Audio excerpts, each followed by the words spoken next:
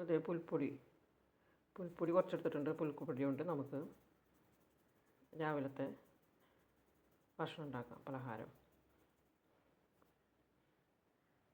ഇതിന് ഉപ്പിട്ട് വെട്ടി തിളപ്പിച്ച വെള്ളമാണ്. അത് കുറച്ചിതിലൊഴിച്ചിട്ട് കുഴച്ചെടുക്കാം. പുൽപ്പൊടി ചൂടുവെള്ളം ഒഴിച്ച് ഇത് ഇങ്ങനെ ആക്കിയിട്ടുണ്ട്. ഇനി ഇത് കൈകൊണ്ട് കുഴച്ചെടുക്കാം ചൂടാറിയിട്ട്. അങ്ങനെ പുൽപ്പൊടി ചെറു ചൂടോടെ തന്നെ കുഴച്ച് എടുത്തിട്ടുണ്ട്. ഇതുകൊണ്ട് നമുക്ക് കോഴിക്കട്ടി ഉണ്ടാക്കാം. അതിന് ശർക്കരപ്പൊടിയാണ്, അപ്പോൾ പിന്നെ ഉരുക്കണ്ട.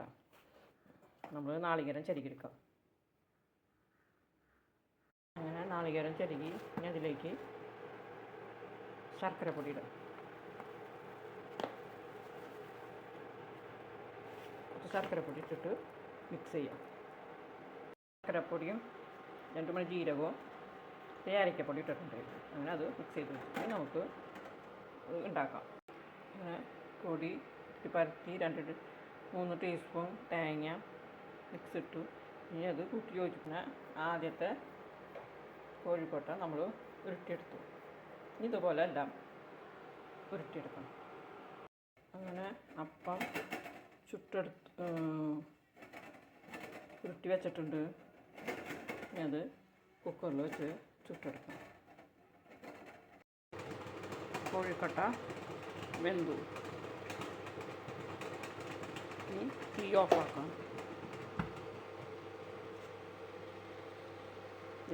എല്ലാം വെന്തു. ഇനി അത് പാത്രത്തിലേക്ക് മാറ്റാം.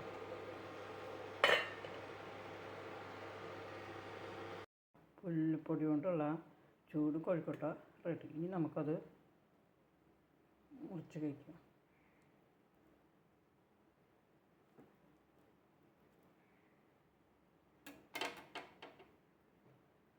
പൊട്ടിക്കുക.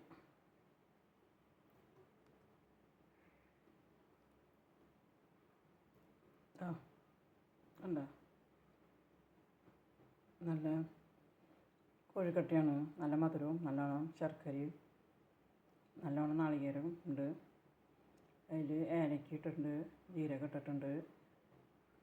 ഇത് കഴിക്കാം.